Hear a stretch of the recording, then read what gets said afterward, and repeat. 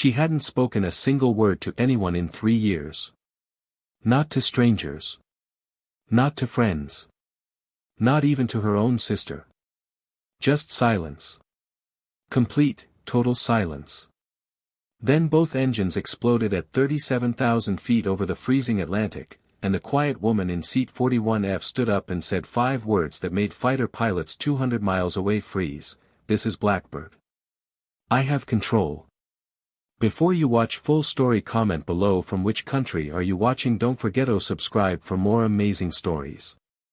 Nobody noticed her board the plane. She was the kind of woman you looked at and immediately forgot. Plain black jeans.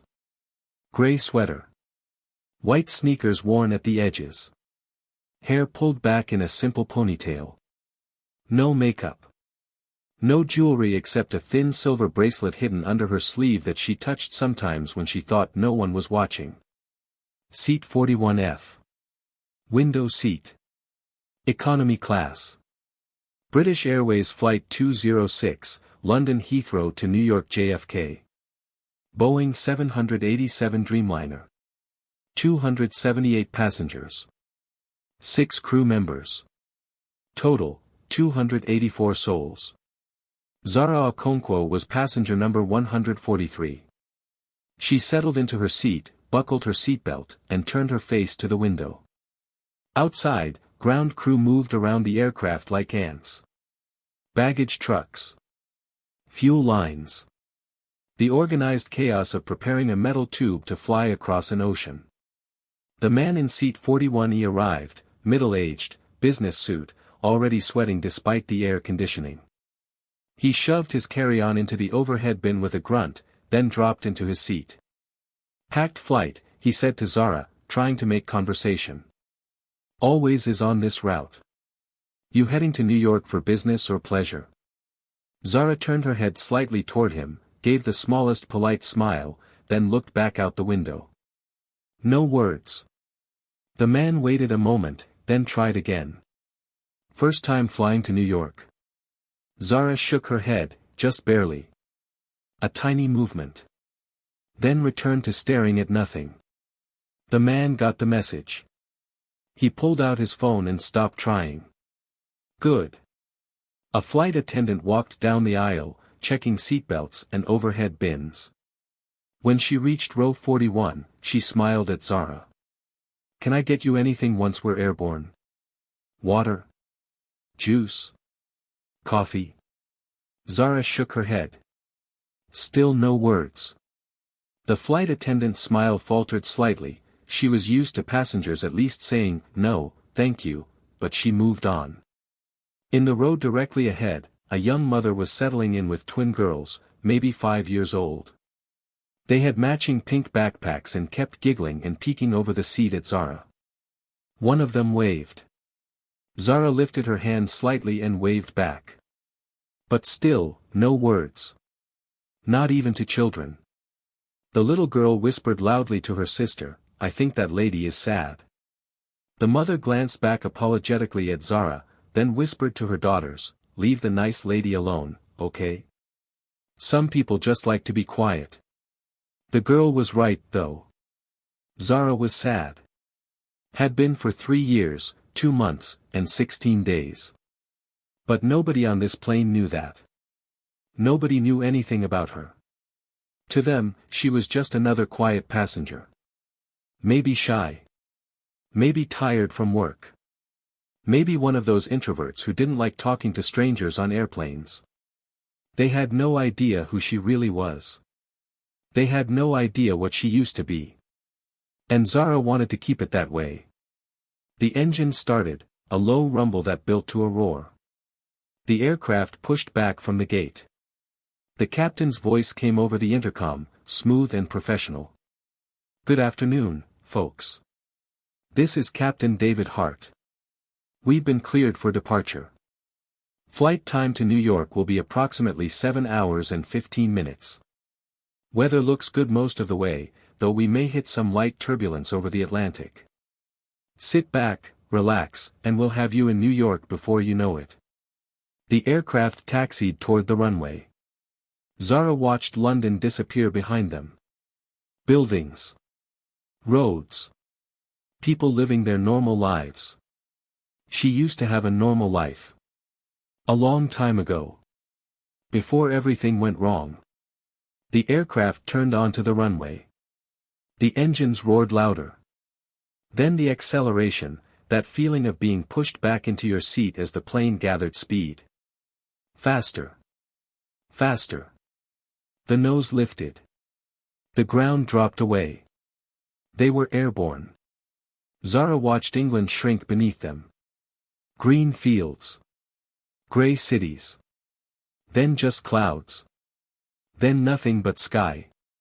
The man in 41E had his laptop out already, typing furiously. Something about quarterly reports and market projections. The twin girls in the row ahead were playing with dolls, making them talk to each other in high-pitched voices. A teenager across the aisle had earbuds in, head bobbing to music nobody else could hear. Normal people. Normal lives. Zara used to be normal too. Well, not normal exactly. But she used to have a life. A purpose. An identity. Now she had nothing. Just silence. She'd been silent for 3 years, 2 months, and 16 days. Not completely silent, she spoke when absolutely necessary. To grocery store clerks. To her landlord. To doctors. But even then, just a few words. The bare minimum. Because speaking meant being a person. And Zara didn't feel like a person anymore. She felt like a ghost. Her sister, Amara, was the only one who still tried to reach her. Phone calls every week. Text messages every day. Begging Zara to talk. To get help. To please stop disappearing. Last month, Amara had shown up at Zara's apartment in South London unannounced. She'd taken one look at Zara, unwashed hair, empty fridge, blinds drawn in the middle of the day, and started crying. "You're dying," Amara had said. "Not physically, but you're dying. And I can't watch it anymore." Zara had said nothing. "I found a specialist," Amara continued. "In New York. Dr. Sarah Vance. She works with soldiers. Combat veterans. People with PTSD. People who can't come home even when their bodies do." Zara had shaken her head. "No. Please," Amara begged. "Just one appointment. Just try. For me. I can't lose you, Zara. You're all I have left." So Zara had agreed. Not because she believed it would help. But because Amara was crying, and Zara couldn't stand to see her sister cry. So here she was. On a plane to New York. Flying across an ocean to see a doctor who probably couldn't fix what was broken inside her. Because what was broken inside Zara couldn't be fixed. She tried. Therapy. Medication. Time. Nothing worked. Because the problem wasn't in her head. The problem was in her soul. 3 years, 2 months, and 16 days ago, Zara had killed 6 people. Not on purpose. Not maliciously. But they were still dead. And she had pulled the trigger. The flight attendant started the drink service. The cart rolled down the aisle, stopping at each row. "Anything to drink?" "Coffee, please." "I'll have a Coke." "Just water for me." When they reached row 41, the flight attendant smiled at Zara again. "Can I get you something to drink, ma'am?" Zara shook her head. Still no words. The flight attendant hesitated, genuinely concerned now. "Are you sure? It's a long flight. You should stay hydrated." Zara looked at her, really looked at her. The flight attendant was young. Maybe 25. Blonde hair pulled into a neat bun. Name tag that said Emma. Emma looked like she genuinely cared. Zara almost said something. Almost said, "Water, please." But the words stuck in her throat. So she just shook her head again. Emma looked worried but moved on. The man in 41E glanced over. You really don't talk much, do you? Zara didn't respond. He shrugged. That's okay. My wife says I talk enough for 3 people anyway. He laughed at his own joke. Zara didn't. She turned back to the window. Outside, the ocean stretched endlessly. From up here, it looked peaceful. Beautiful, even.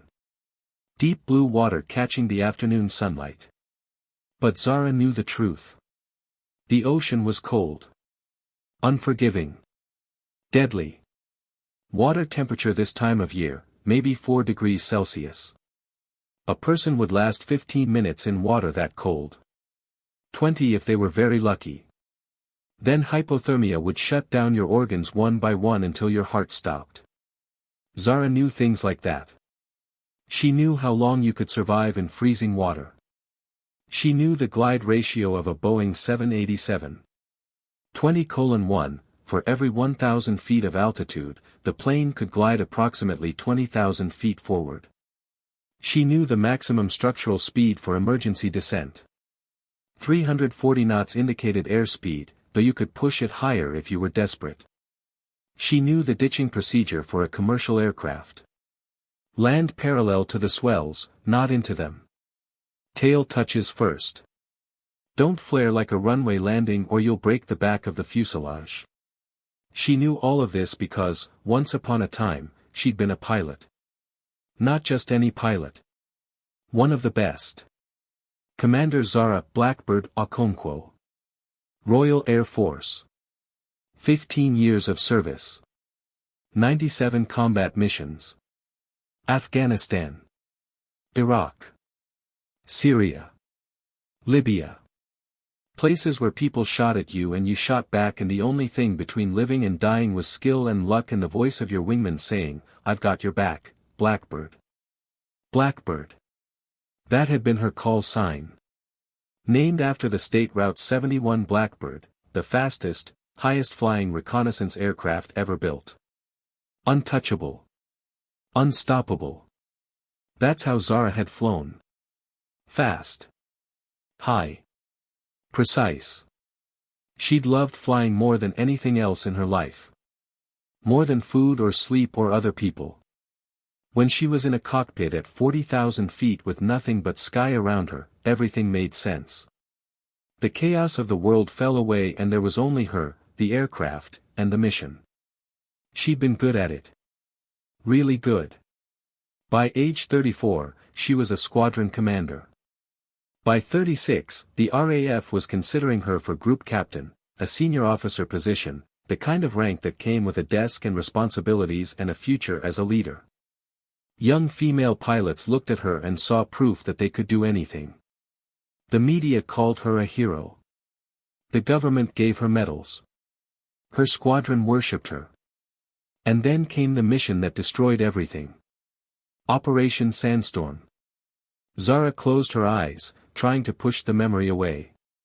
But it was always there, playing on a loop behind her eyelids like a film that never stopped. A joint UK-US Special Operations team. Extracting a high-value intelligence asset from a compound deep in hostile territory. Zara providing air cover, flying in coordination with 2 American F-16s. Everything had gone wrong. Enemy forces surrounded the compound. The extraction team was pinned down. Taking casualties. Calling desperately for air support. Zara and the F-16s engaged targets around the compound. Precision strikes. Danger close. Everything by the book. Then the call came from the ground, vehicle approaching from the northeast, moving fast toward the compound. Likely enemy reinforcements. Blackbird, can you engage? Zara had acquired the target on her sensors. A truck. Speeding across the desert toward the compound. No IFF transponder signal, no identification friend or foe beacon that would mark it as friendly. Everything about it screamed enemy. The ground controller confirmed, "Blackbird, you are cleared hot." Engage that vehicle before it reaches the compound. Zara had lined up the shot. Locked on. The targeting computer showed green. Blackbird engaging, she transmitted. One button press. One missile. The truck exploded in a fireball. Direct hit. Clean kill. Except it wasn't. 3 seconds later, her radio erupted in screaming. Check fire. Check fire. Blackbird, cease fire. That was our QRF. That was the Quick Reaction Force. They were friendlies. Oh God, they're all dead. They're all dead. The enemy vehicle had been a coalition quick reaction force, a team of soldiers rushing to help the surrounded extraction team. Their IFF transponder had malfunctioned. Nobody knew they were friendly. The ground controller had misidentified them as enemy. And Zara had followed orders and killed them. 6 soldiers. 6 men who'd been coming to save lives. Dead in an instant. The investigation had cleared Zara completely. Equipment malfunction. Communications breakdown. She'd followed proper rules of engagement. Done everything right. But 6 soldiers were still dead. And Zara had pulled the trigger. She'd attended all 6 funerals. Met all 6 families. Looked mothers and fathers and wives and children in the eye and tried to say she was sorry. But the words meant nothing. Sorry didn't bring anyone back. She tried to keep flying after that. Tried to push through. But every time she climbed into a cockpit, she saw the explosion. Heard the screaming. Felt the weight of 6 lives crushed under the certainty that she didn't deserve to save anyone ever again. For months after Operation Sandstorm, during a routine training flight, she'd had a complete panic attack at 20,000 feet. Hyperventilating. Vision tunneling. Nearly blacked out. Her wingman had to talk her through landing. The RAF Medical Board diagnosed her with severe PTSD and survivor's guilt. They grounded her. Offered therapy. Medication. Desk jobs. Zara had refused everything. She'd resigned her commission. Walked away from the RAF. Walked away from flying. Walked away from the identity she'd built over 15 years. For 3 years, she'd lived in silence. She worked remotely as a data analyst, anonymous work, no human interaction required. She lived alone in a small apartment. She didn't socialize. Didn't date. Didn't maintain friendships. She spoke only when absolutely necessary. Because speaking meant engaging with the world. And engaging with the world meant remembering she used to be someone who saved lives. And remembering that meant remembering the 6 she'd killed. So she stayed silent. A ghost. Existing, but not living. The plane hit some turbulence, just a little bump. A few passengers gasped. The seatbelt sign dinged on. The captain's voice came over the intercom, calm and professional. Folks, we're experiencing some light chop. Nothing to worry about. Just going to keep those seatbelts fastened for a bit. Zara didn't react. She'd flown through turbulence 1,000 times worse than this.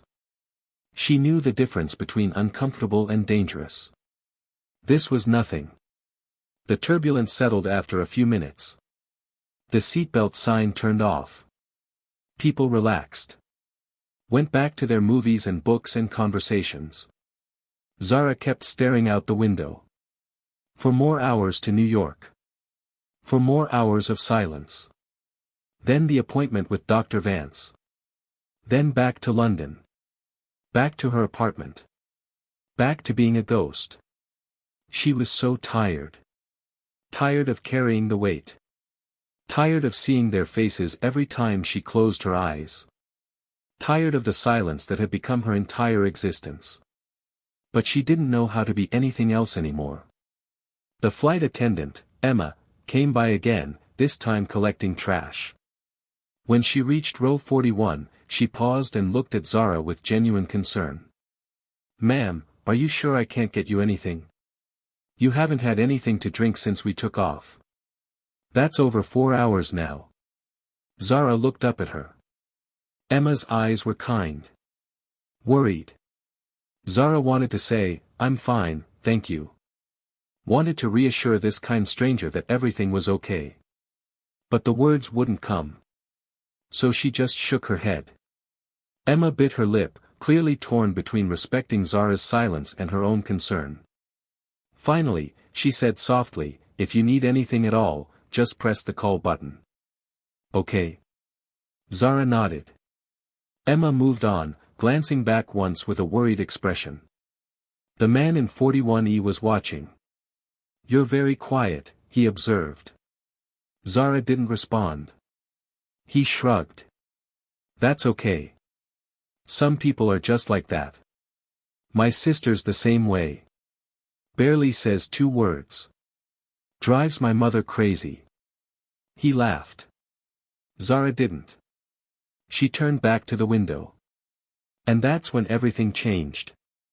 The sound came from the left side of the aircraft, a loud bang that echoed through the cabin like a gunshot. Then the plane lurched violently. Passengers screamed. Oxygen masks dropped from the ceiling, dangling like yellow plastic snakes. The aircraft shook, a deep, vibrating shudder that Zara felt in her bones. Her entire body went rigid. Her pilot brain, silent and dormant for 3 years, roared to life in an instant. Left engine. Catastrophic failure.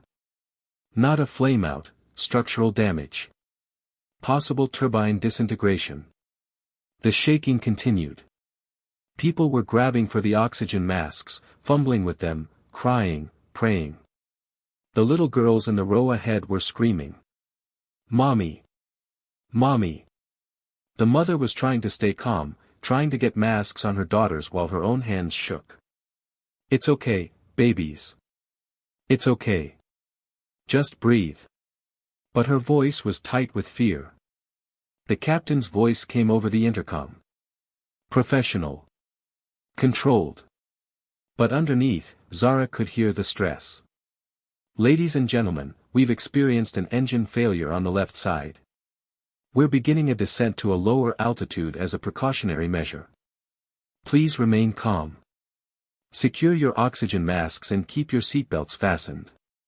Flight attendants, please be seated. Engine failure. Serious, but manageable. A Boeing 787 could fly on one engine. They'd divert to the nearest airport, probably Keflavik in Iceland or Narsarsuaq in Greenland. They'd land. Everyone would be fine. Standard emergency procedure. Zara forced herself to breathe slowly through the oxygen mask she'd automatically grabbed. Not your problem. You're not a pilot anymore. Let them handle it. The man in 41E was hyperventilating into his mask. Oh God. Oh God. Are we going to crash? Zara wanted to tell him no. Wanted to explain that single-engine failures happened and were survivable. That pilots trained for this exact scenario. But she didn't speak. Just kept breathing. Kept staring straight ahead. The aircraft was descending. Zara could feel it in her stomach, that sinking sensation. Controlled descent. The pilots were handling it. Everything was going to be fine. 60 seconds passed. People were starting to calm down slightly. Still scared, but not panicking. Then. Another bang. This time from the right side of the aircraft. Louder than the first. The plane shuddered violently, worse than before. And then the sound changed. The background hum of the engines, something you don't even notice until it's gone, disappeared. Now there was only wind. The terrible, unnatural whistle of air rushing past a gliding aircraft with no power. Both engines were gone. Zara's blood turned to ice. No. No, that's not possible. Dual engine failure over the ocean is. The captain's voice came back. And this time, there was no hiding the fear. Ladies and gentlemen, we have now lost both engines. We are declaring an emergency. Flight attendants, prepare the cabin for a possible water landing. Passengers, please review your safety cards and follow all crew instructions carefully. Water landing. Ditching. In the middle of the Atlantic Ocean. The cabin exploded into chaos. People screaming. Crying. Praying. Children wailing in terror. Someone threw up. The man in 41E grabbed Zara's arm, his fingernails digging into her skin. We're going to die. Oh my God, we're all going to die. Zara pulled her arm free, her mind already calculating automatically. Current altitude, approximately 30,000 feet, based on descent rate and time since first engine failure. Glide ratio for Boeing 787, 20:1. Maximum glide distance, approximately 100 nautical miles. Nearest land, Iceland, approximately 250 nautical miles northwest. Greenland, roughly the same distance west. We can't reach land. We're going into the ocean. She looked out the window at the water below. Water temperature, approximately 4 degrees Celsius this time of year. Survival time in water that cold, 15 minutes maximum without proper immersion suits. Wave height, from what she could see, 12 to 15 feet. Maybe higher. Ditching a commercial aircraft in 15-foot swells. Zara had studied water landings. Had trained for them in simulators. The survival rate was terrible. In rough seas like this, maybe 30%. 284 people on this aircraft. 200 were about to die. A flight attendant rushed past, tears streaming down her face, trying to shout instructions over the screaming, life vests are under your seats. Put them on but do not inflate them until you're outside the aircraft. Do you understand? Do not inflate inside the plane. But people weren't listening. They were crying. Texting final messages to loved ones. Holding each other. The man in 41E was typing frantically on his phone, tears running down his face. Emma, I love you. Tell the kids I love them. Tell them I'm so sorry. Tell them. In the row ahead, the mother had both twin daughters pulled tight against her chest. Both girls were sobbing. The mother was whispering, God will protect us. You're safe with me. I promise. I promise. But her voice was shaking. She was lying to her children because she didn't want them to die knowing the truth. 4 rows back, an elderly couple was holding hands. The man's lips were moving in silent prayer. The woman just stared straight ahead, her face blank, resigned to death. Across the aisle, a teenage boy was crying, holding his phone, staring at a photo. His family, probably. People he'd never see again. 284 people. All about to die in the freezing Atlantic. And Zara was the only person on this aircraft who knew how to land a plane with no engines. Her hands started shaking. No. You can't. You're not a pilot anymore. You killed 6 people. You don't deserve to save anyone. What if you fail? What if you make the wrong decision and everyone dies just like before? The captain's voice came back, and now it was breaking with barely controlled panic. If there is anyone on board with aviation experience, any pilots, any military personnel, anyone who has flown aircraft, please identify yourself to the flight attendants immediately. We need help. The cabin went silent except for crying. Nobody responded. Flight attendants looked around desperately, hoping someone would stand up. Nobody did. Zara sat frozen, her heart pounding so hard she thought her ribs might crack. You can't. You can't do this. You're broken. You're. A flight attendant stumbled past, openly crying now, her professional composure completely shattered. Nobody. There's nobody. We're all going to die. Zara closed her eyes. She saw them. The 6 soldiers from Operation Sandstorm. She'd memorized their faces. Their names. Staff Sergeant Marcus Webb. 29 years old. 2 kids. Corporal David Chen. 23. Engaged to be married. Specialist Jennifer Okafor. 26. Studying to be a nurse before she enlisted. Private First Class Ahmed Hassan. 22. Sent money home to his mother every month. Sergeant Kyle Morrison. 31. His wife had just had twins. Corporal Thomas Reeves. 25.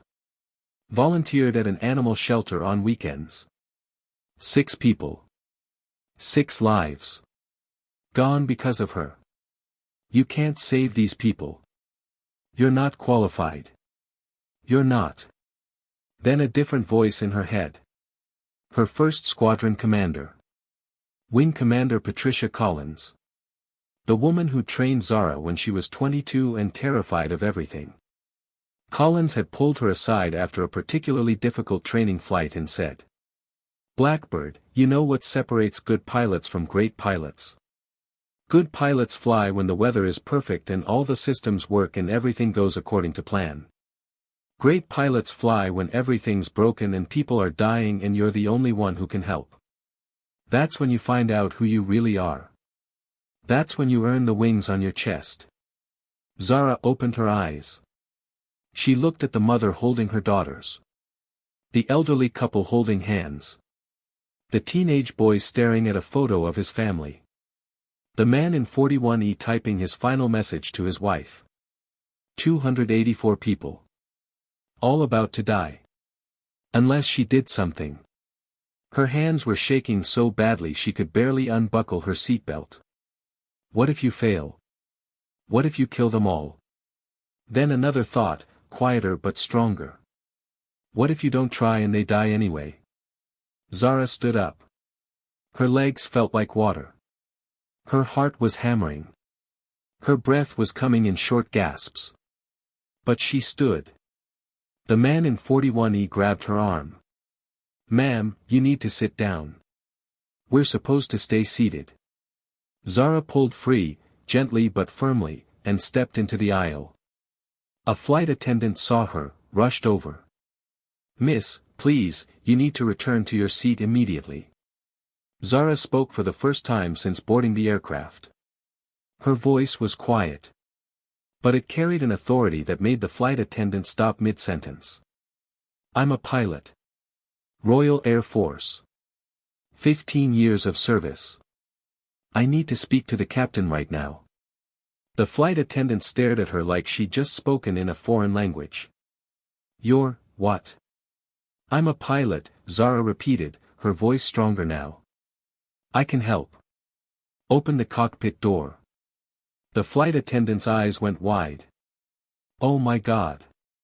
Oh my God, yes. Yes, come with me." She grabbed Zara's hand and pulled her toward the front of the aircraft. People in the aisle seats were staring. Who is she? Did she say she's a pilot? Is she going to save us? Zara didn't answer. Just kept walking. Step by step toward the cockpit. Toward the thing she'd run from for 3 years. Her hands were shaking. Her vision was tunneling. But she kept walking. Because 284 people were about to die. And she was the only one who could stop it. The cockpit was controlled chaos. Captain David Hart, 52 years old, 23,000 flight hours, silver hair, steady hands, was hunched over the controls, desperately trying to restart the engines while warning alarms screamed. First Officer Sarah Kim, 31 years old, Vietnamese American, 5,000 hours, was on the radio, her voice cracking with stress. Shanwick Oceanic Control, British Airways 206 Heavy, we have dual-engine flameout, descending through flight level 270, require immediate assistance, emergency declared. A third person, Flight Engineer Tom Bradford, was frantically checking systems, looking for any explanation for why both engines had failed simultaneously. The flight attendant pushed open the cockpit door. "Captain." This woman says she's a pilot. Captain Hart didn't even look up. Unless she can restart a pair of GX 1B turbofan engines mid-flight, she can't. I can't restart your engines, Zara said, stepping into the cockpit. Her voice cut through the chaos like a blade. They're gone. But I can help you ditch this aircraft in a way that gives everyone on board a chance to survive.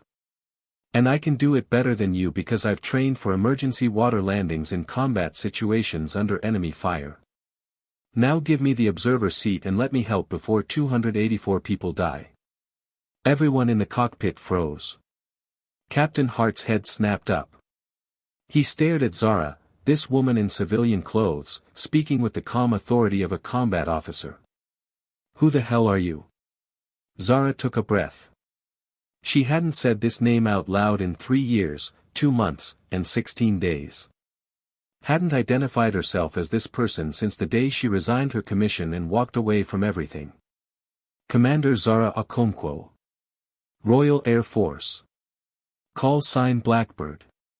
97 combat missions. Now move over and let me help you land this plane before we all die. The flight engineer's mouth dropped open. Wait. Blackbird? The Blackbird? Sarah, the first officer, turned around in her seat, her eyes wide. Oh my God. You're the RAF legend. I read about you. You flew combat missions in Syria and... I'm not a legend, Zara said, her voice tight. I'm just a pilot. And right now, that's what you need. She slid into the observer seat, a small jump seat behind the captain's position, and forced herself to look at the instruments. It all came flooding back. Altitude. Airspeed. Heading. Vertical speed. Attitude indicator. Artificial horizon. Her brain processed it automatically, like she'd never stopped flying. Status, she said sharply. How much altitude do we have? Captain Hart was still staring at her, trying to process what was happening. We're at 27,000 feet. Descending at approximately 1,800 feet per minute. At this rate, we hit the water in. He calculated quickly. 15 minutes. 15 minutes. Zara's mind raced. 15 minutes to prepare for an ocean ditching that will probably kill most of the people on this plane. Unless we do everything perfectly. Ocean conditions, she asked. Sarah checked the flight computer. Wave height estimated at 12 to 15 feet. Wind from the northwest at 25 knots. Water temperature 4 degrees Celsius. Zara nodded.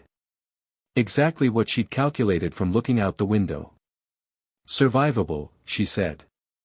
Difficult, but survivable. Have you declared Mayday? Yes, Sarah said.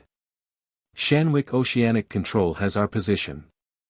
They're coordinating rescue assets, but the closest ships are, she checked her screen. 90 minutes away. 90 minutes. They had to keep 284 people alive in freezing water for 90 minutes. One problem at a time. First, Zara said, we configure this aircraft for ditching. Captain, you're going to fly. I'm going to guide you through every step. First officer, you maintain communications with ATC and coordinate rescue. Flight engineer, I need you to prepare the cabin systems. She spoke with calm authority, the voice of someone who'd commanded squadrons in combat. Captain Hart stared at her for one more second, then made a decision. Okay, he said. Okay, Blackbird. We're in your hands. Tell us what to do. Zara took a breath. You can do this. You've trained for this. Just execute. First, reduce airspeed to ditching speed. For a 787, that's 140 knots. Start reducing now. Hart's hands moved to the controls, pulling back slightly on the throttles that no longer controlled anything, adjusting the aircraft's pitch to slow down. Configure flaps to 30 degrees, Zara continued. We need maximum lift at low speed. Flaps 30, Hart confirmed, moving the lever. Coming down. Landing gear stays up, Zara said firmly. This is critical. If we lower the gear, it will catch the water and flip the aircraft nose first. We ditch on the belly. Understood. Gear up. Zara turned to the flight engineer. Fuel dump. We need to be as light as possible. Start dumping fuel now. Tom Bradford hesitated. If we dump fuel and somehow restart the engines. We're not restarting the engines, Zara said. They're gone. Accept it and move on. Dump the fuel. Less weight means slower sink rate after impact. Tom nodded and started the fuel dump procedure. Sarah transmitted, Shanwick Control, British Airways 206, we are preparing for emergency ocean ditching. We have a Royal Air Force combat pilot on board assisting with procedures. A different voice cut in, sharp, military, immediate. British Airways 206, this is Typhoon Lead, call sign Raptor, 1, NATO exercise Trident 7. We're currently 180 miles southeast of your position, diverting now to provide assistance. Identify the RAF pilot on board. Zara's entire body went cold. Typhoon Lead. That's an RAF fighter squadron. That's my old unit. Sarah looked back at Zara. Ma'am. Zara stared at the radio. For 3 years, she'd been invisible. Hidden from everyone in her old life. Now her former squadron, the people she'd abandoned, was asking for her by name. Her hand trembled as she reached for the radio mic. Typhoon Lead, this is. She had to force the words out. This is Commander Zara Okonkwo, call sign Blackbird. I am on board British Airways Flight 206, assisting with emergency ditching procedures. The silence that followed felt like an eternity. Then. Blackbird? The voice was familiar. Wing Commander James Davies. Her old commanding officer. Blackbird, actual Blackbird. Ma'am, we thought, everyone thought you'd. He didn't finish the sentence. Because everyone thought she disappeared forever. And she had. Until 30 seconds ago. I left, sir, Zara sighed. Quietly into the radio. But I'm here now. And I have 284 people who need me to focus. Can you provide visual escort and coordinate rescue assets? Yes, ma'am. Davies' voice was thick with emotion. Blackbird, ma'am, it's good to hear your voice. Zara's throat tightened. Good to hear yours too, sir. Now let's save some lives. She released the mic and turned back to Captain Hart. Okay. Here's what's going to happen. For the next 12 minutes, Zara transformed the cockpit from chaos to controlled precision. She wasn't flying, Captain Hart kept his hands on the controls. But Zara became the tactical coordinator. The voice of calm. The guide through impossible circumstances. Captain, maintain 140 knots. Not faster, not slower. That's our optimal ditching speed. First officer, broadcast Mayday on emergency frequency 121.5 every 30 seconds. Include our exact position, heading, and number of souls on board. Rescue helicopters need precise coordinates. Flight engineer, secure all loose equipment in the cabin. Tell the flight attendants, passengers remove shoes, eyeglasses, anything sharp. Life vests on but not inflated until outside the aircraft. Exits over the wings, that's where the aircraft will float longest before sinking. Her voice was steady. Professional. Inside, she was terrified. What if I'm wrong? What if I make the wrong call and they all die? But she pushed the fear down. One decision at a time. Execute the plan. Descending through 20,000 feet now. The RAF Typhoons appeared, for sleek fighter jets, dropping down from high altitude, forming up around the gliding 787 like protective escorts. Davies transmitted, Blackbird, Raptor flight has visual. 4 ships. We're with you all the way down. Copy, Raptor lead. I need you to mark our ditching path. Deploy flares on the water surface to give Captain Hart a visual reference. Roger, Blackbird. Raptor 2, you're with me. Flare run in 30 seconds. 2 of the Typhoons dove ahead of the 787, dropped down to wave top level, and released flares that drifted down on small parachutes, creating a glowing path on the dark ocean surface. Perfect, Zara said. Captain, you see the flares? I see them, Hart said, his voice tight. That's your landing path. We're going to ditch parallel to the wave direction. Not into the waves, parallel. If we hit perpendicular to the swells, the waves will snap the fuselage in half. 15,000 feet. Zara switched to the cabin intercom. Cabin crew, this is the observer. Listen carefully. 60 seconds before impact, I will give the command to brace. At that moment, every passenger goes into brace position, head down, hands behind neck, feet flat on floor. No exceptions. Children on laps, not in seats. Do you understand? A shaky voice came back, understood. You're doing great, Zara said. Stay focused. We're going to get through this. She switched back to the cockpit crew. Captain Hart's hands were shaking on the controls. Sweat poured down his face. Blackbird, I've never done this. I've been flying for 30 years and I've never ditched an aircraft. Neither have I, Zara admitted. Not for real. Only in simulators. But I've done it 100 times in training. I know what works. What if we fail? Zara looked at him. Then we fail trying.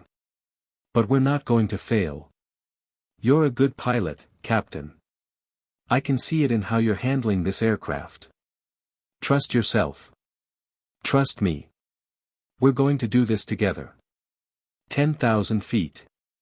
Sarah was still on the radio, all stations, British Airways 206 Heavy, ditching in approximately 8 minutes, position 51 degrees north, 28 degrees west, request all available rescue assets. A new voice broke in, British Airways 206, this is U.S. Coast Guard C-130 Rescue, 7, we're inbound from Keflavik, ETA your position 20 minutes. We're bringing surface rescue assets. 20 minutes. Too slow. But it was something. Copy, Rescue, 7, Sarah said. We'll try to keep everyone alive until you get here. 8,000 feet. Zara's mind was racing through the physics. Descent angle. Impact speed. Pitch angle at touchdown. Everything has to be perfect. Too fast and we disintegrate. Too slow and we stall and nosedive. Too nose up and we tail strike and break apart. Too nose down and we submarine and sink immediately. She'd practiced this in simulators. But simulators didn't have real people. Didn't have children screaming. Didn't have 284 lives depending on every decision. Don't think about that. Just execute. 6,000 feet. Captain, here's exactly what's going to happen, Zara said, keeping her voice calm.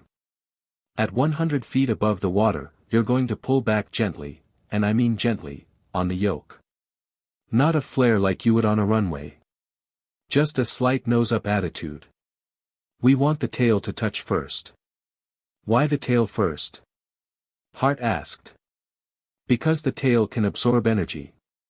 It's designed to hit hard. It'll crumple and slow us down. Then the fuselage settles onto the water. If we land nose first, we submarine. If we land flat, the impact breaks the aircraft in half. 4,000 feet. After we touch, cut all electrical power except emergency lighting. The aircraft is going to skid forward violently. It's going to feel like we're dying. But if you keep the wings level, if you don't let one wing dip into the water, we won't cartwheel. How do I keep the wings level when we're hitting 15-foot waves? You don't think. You react. Use the rudder. Use the ailerons. Feel the aircraft. You've been flying for 30 years, your hands know what to do. 2,000 feet. Zara could see individual waves now. Dark water. White foam. The ocean looked violent and hungry. This is it. This is really happening. Cabin crew, Zara announced over the intercom. 30 seconds to impact. All passengers brace now. Brace, brace, brace. In the cabin behind them, 284 people bent forward, heads between their knees, hands locked behind their necks. The twin girls were crying. Their mother held them tight and whispered prayers. The elderly couple gripped each other's hands. The man from 41E had his eyes squeezed shut, mouthing the words to a prayer he hadn't said since childhood. 1,000 feet. Flaps full, Zara said. Give us every bit of lift. Flaps full, Hart confirmed. 500 feet. Speed 140 knots. Perfect. Hold it right there. 300 feet. You're doing perfect, Captain. Perfect. 200 feet. The water was right there. Dark and cold and real. 100 feet. Now. Pull back. Gently. Hart pulled the yoke toward him. The nose came up. The tail dropped. 70 feet. Hold it. Hold it.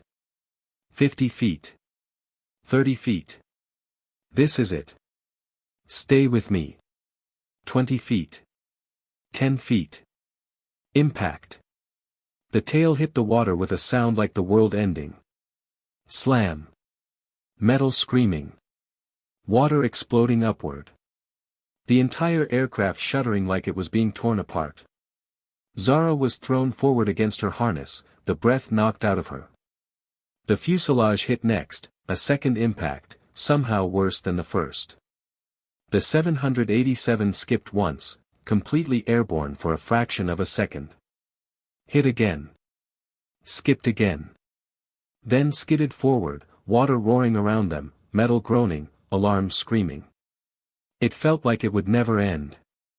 But after what felt like forever but was actually only 5 seconds, the aircraft stopped moving. Floating. Intact.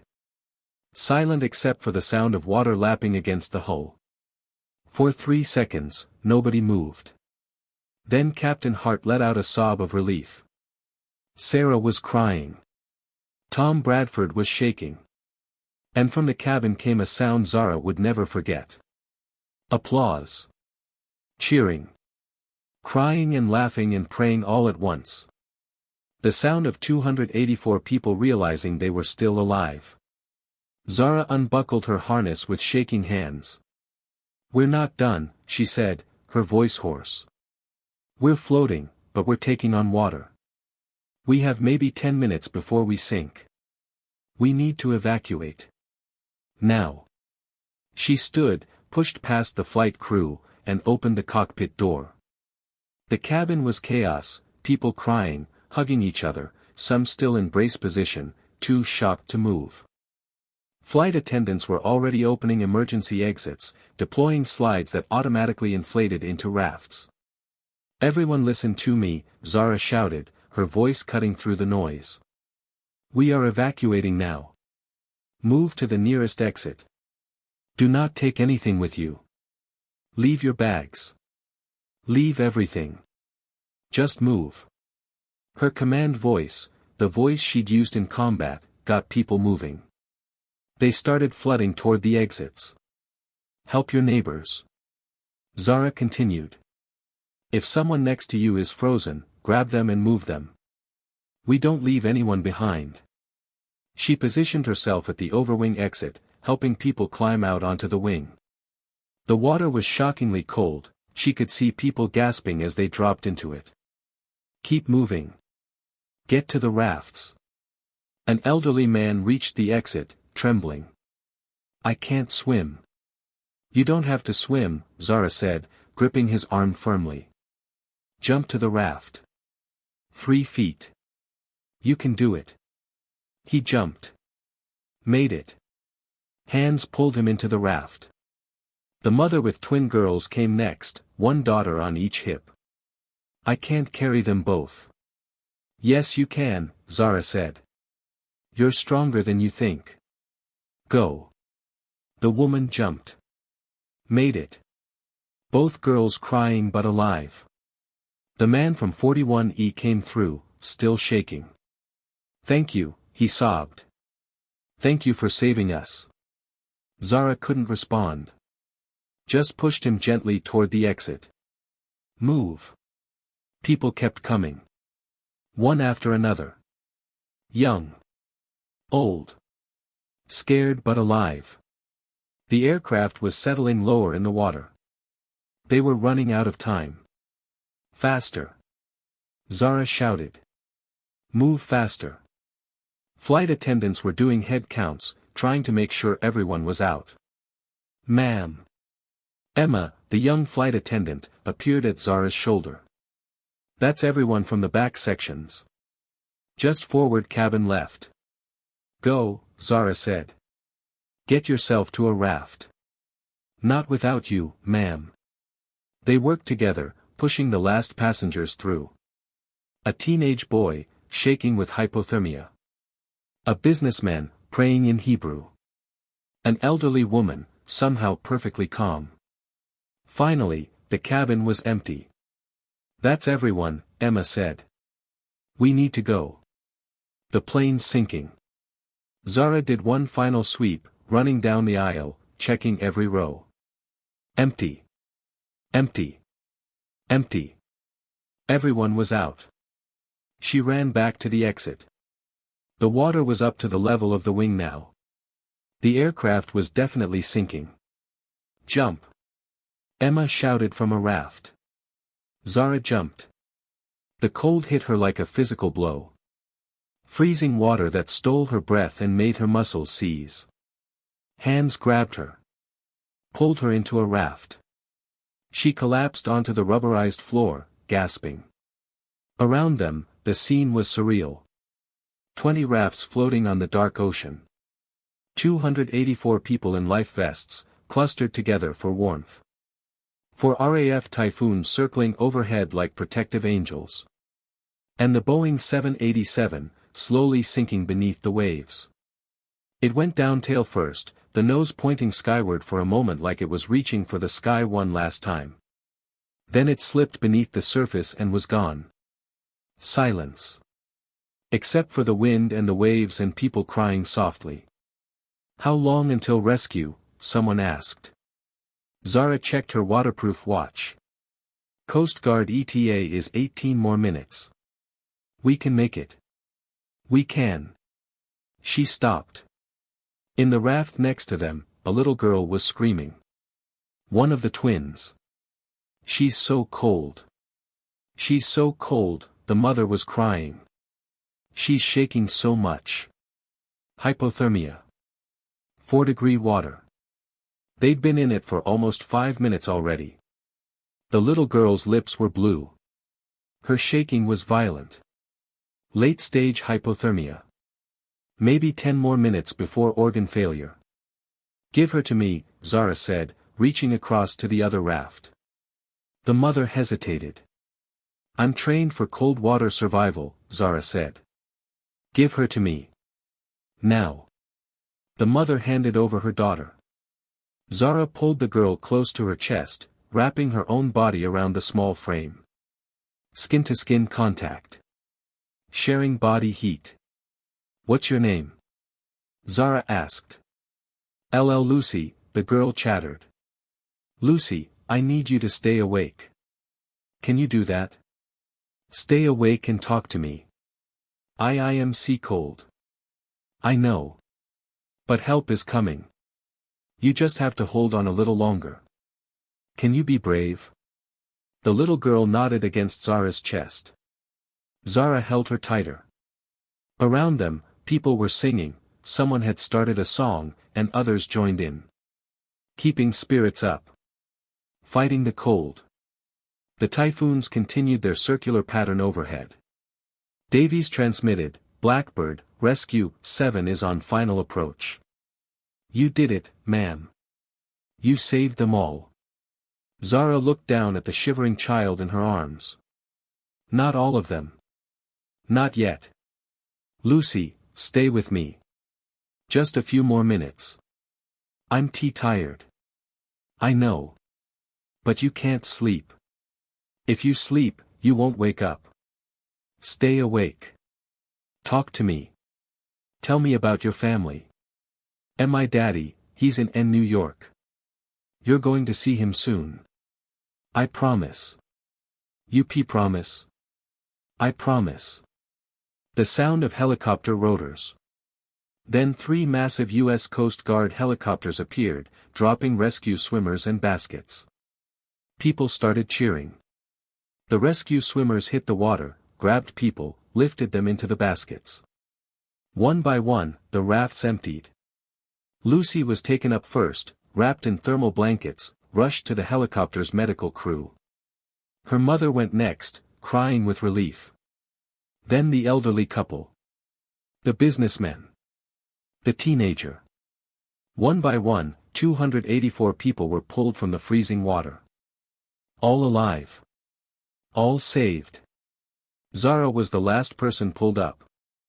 As the rescue basket lifted her out of the ocean, she looked down at the empty rafts floating on the dark water. 284 souls. All alive.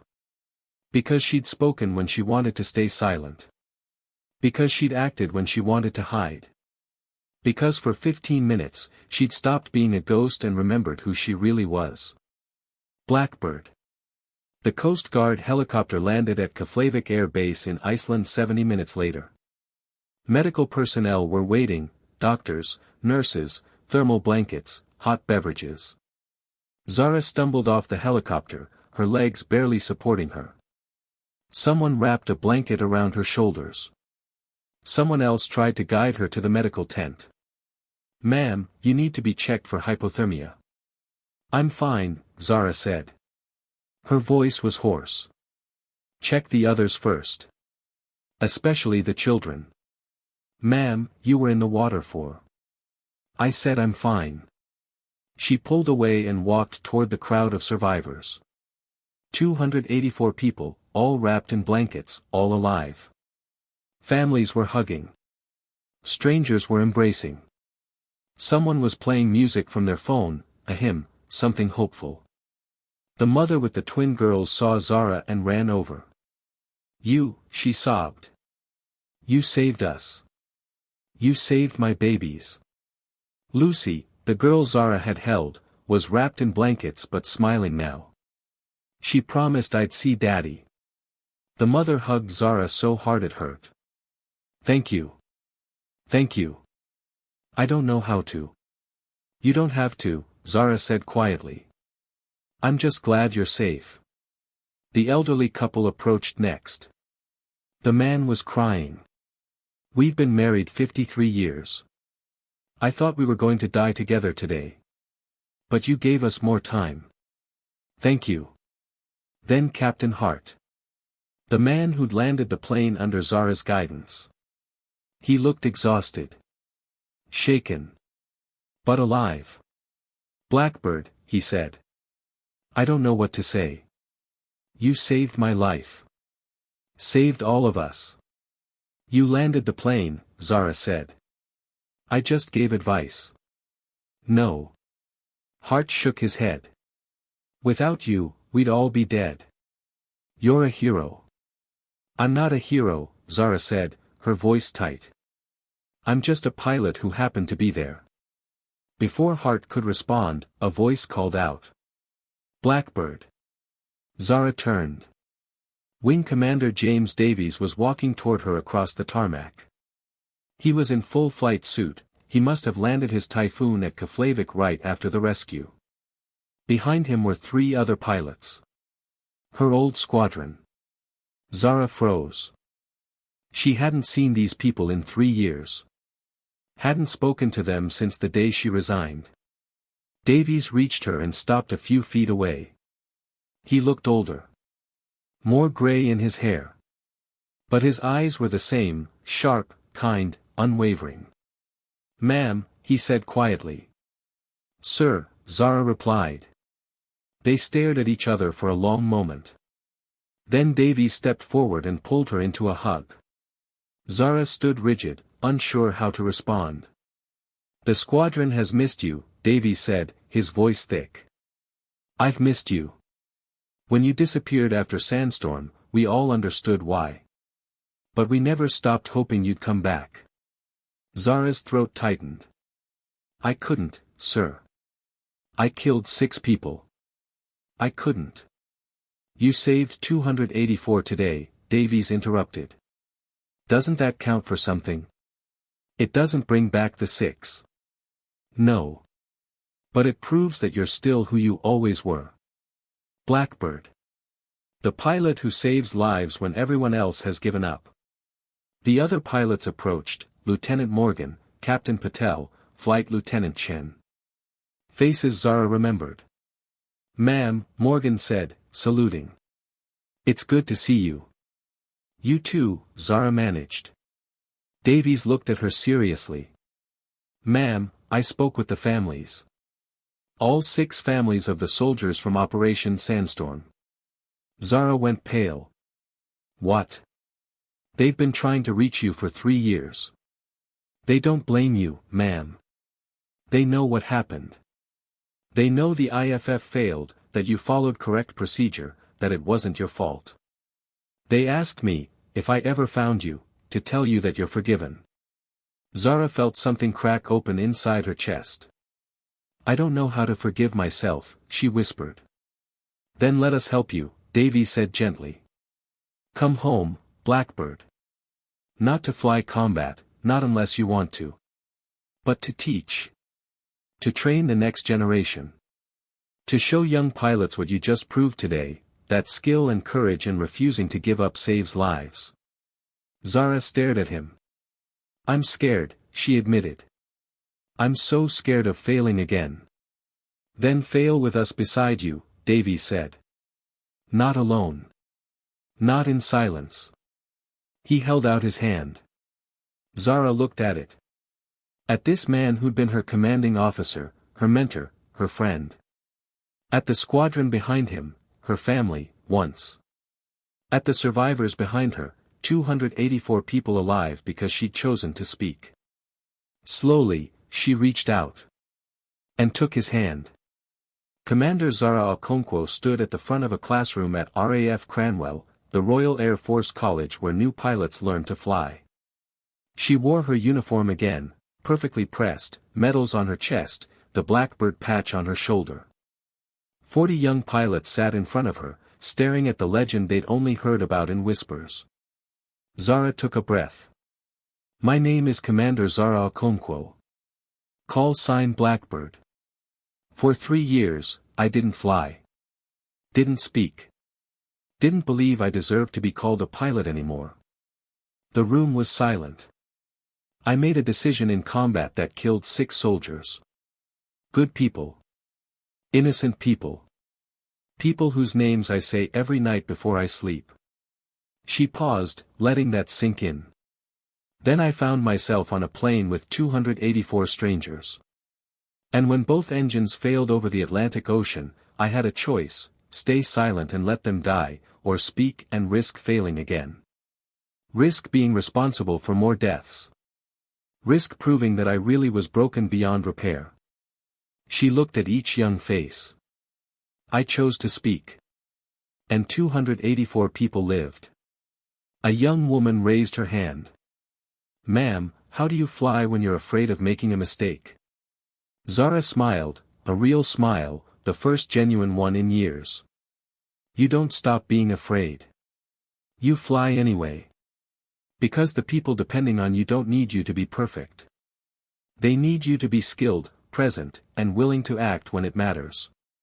That's what being a pilot means. Not being fearless. Not never making mistakes. Just being there when people need you most." After class, Zara walked to the flight line. A Typhoon FGR-4 waited for her.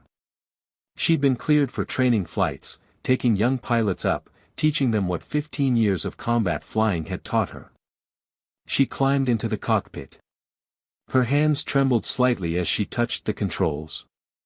3 years since she'd done this. 3 years of silence. 3 years of running. But when the tower cleared her for takeoff, her voice was steady. "Tower, this is Blackbird. Requesting clearance for takeoff.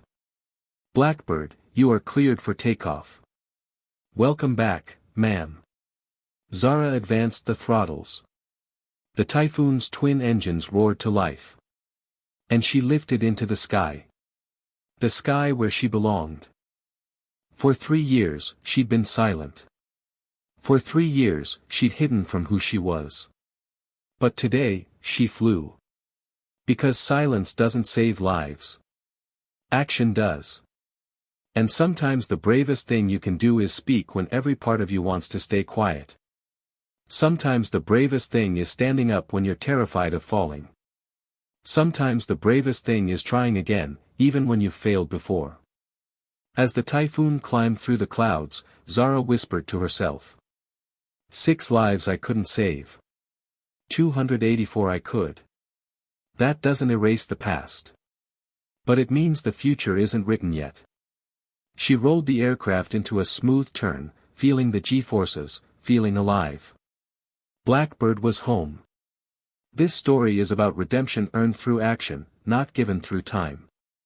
It's about how silence can be both armor and prison. How guilt can freeze you. How the hardest thing in the world is trying again after you've failed catastrophically. But it's also about how 284 lives matter just as much as 6. How choosing to act despite your fear is what makes you a hero, not never being afraid in the first place. Zara didn't forget the 6 soldiers she killed.